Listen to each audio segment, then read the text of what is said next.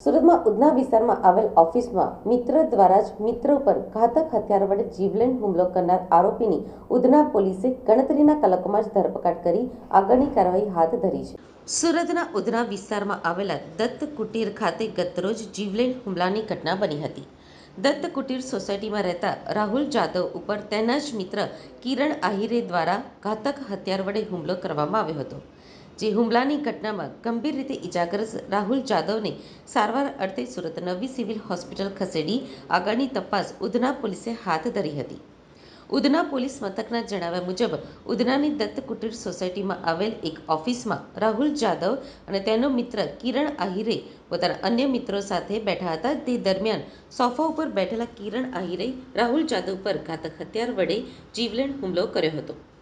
આ હુમલા બાદ તાત્કાલિક ધોરણે બેઠેલા તમામ અન્ય મિત્રોએ કિરણ આહિરને ઝડપી પાડ્યો હતો. ત્યારબાદ કિરણ આહિરે ઘટના સ્થળ ઉપરથી તે નાસી ગયો હતો. આ હુમલામાં ઇજાગ્રસ્ત રાહુલ જાદવને સારવાર અર્થે સુરત નવી સિવિલ હોસ્પિટલ ખાતે ખસેડવામાં આવ્યો હતો. તો બીજી તરફ આ ઘટનાની જાણકારી મળતા ઉધના પોલીસ ઘટના સ્થળે દોડી ગઈ હતી અને આગળની તપાસ હાથ ધરી હતી. ઉધના પોલીસે કિરણ આહિર સામે ગુનો દાખલ કરી ધરપકડ માટેની તજવીજ હાથ ધરી હતી. આરોપીની ધરપકડ કરવા ઉધના પોલીસે અલગ અલગ ટીમો બનાવી શોધખોળ હાથ ધરી હતી.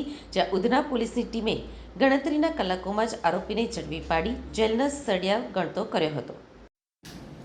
ગત રોજ ઉધના પોલીસ સ્ટેશન વિસ્તારમાં એક બનાવ બન્યો હતો.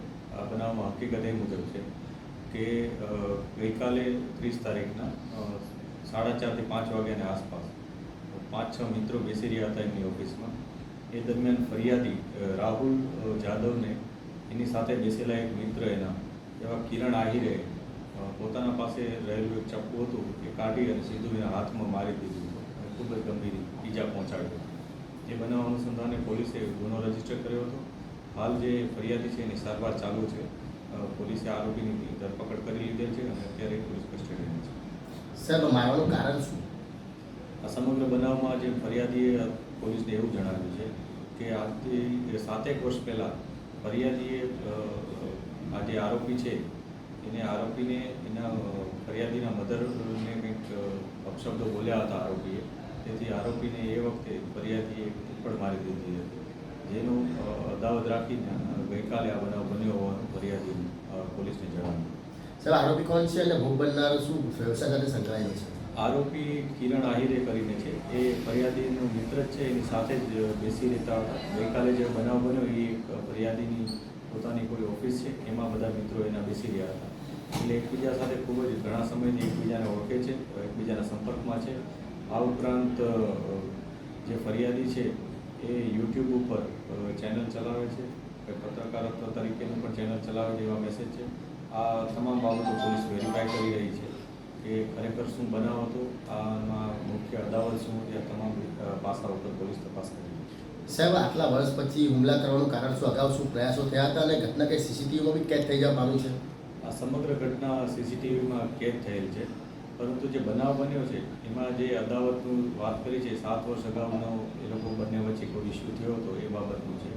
અને જે 7 વર્ષ પછી કેમ અચાનક આ બનાવ બન્યો એ બાબતે પોલીસ અત્યારે ફરિયાદીની વધારે પૂછપરછ કરી અને માહિતી મેળવી રહી છે. આ ઉપરાંત ત્યાં હાજર કેટલાક લોકો પણ હતા, તેઓ પાસે પણ પોલીસ માહિતી મેળવી રહી છે કે એ દરમિયાન આ બંને વચ્ચે કોઈ બનાવ બન્યો હતો, કોઈ બોલાચાલી થઈ હતી કે નહીં, એ બાબતે પણ પોલીસ તપાસ કરી રહી છે. સાહેબ, જ્યારે સીસીટીવી પર હુમલો કરે છે ત્યારે 2-3 વ્યક્તિની ચહલ પહલ બી શંકાસ્પદ દેખાઈ રહી છે. તો આ બાબતે કોઈ પૂછપરછ છે કે કોઈ એને પ્લાન કરીને મારવામાં આવ્યું હોય?